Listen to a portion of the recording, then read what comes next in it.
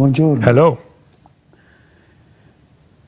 We are living during a historic moment, marked by difficult challenges, as we all know. The world is shaken by the crisis caused by the COVID-19 pandemic, which highlights yet an even bigger challenge: the socio-environmental crisis. This requires us, all of us, to face a choice. The choice between what matters and what doesn't. The choice between continuing to ignore the suffering of the poorest and to abuse our common home, the planet, or engaging at every level to transform the way we act. Head of the Catholic Church and sovereign of the Vatican City State has said that the earth will become uninhabitable if there is no concrete action taken on climate change. He further asserted on the complexity of the ecological crisis. Listen in to what Pope Francis said.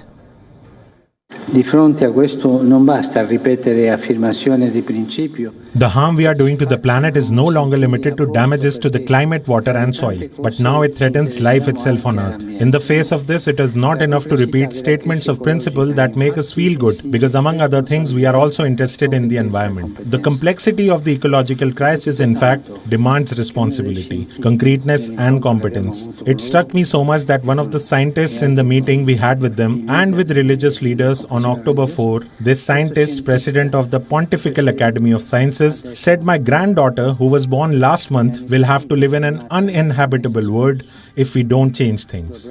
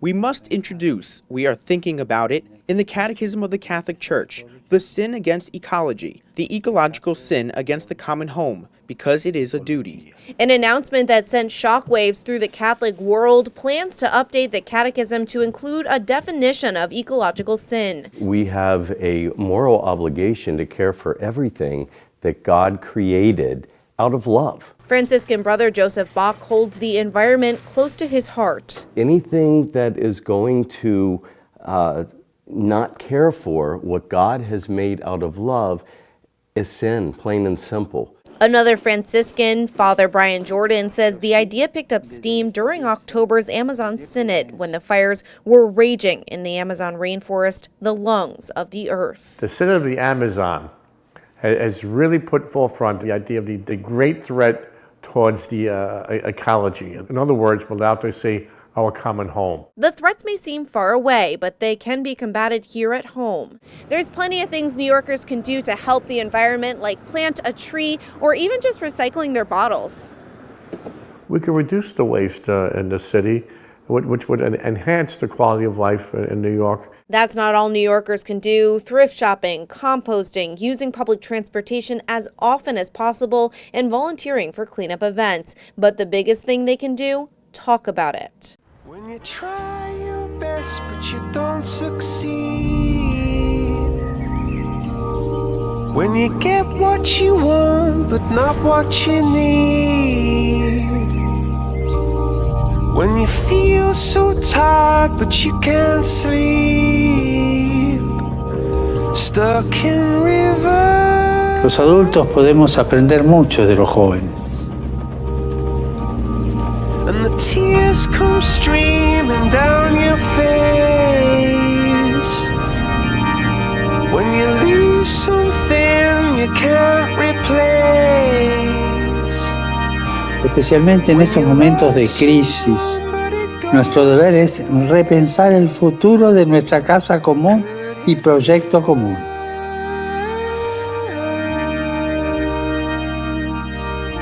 Porque a Amazônia, ela não depende só de mim, ela depende de cada um de vocês que estão aí, ela depende de ti.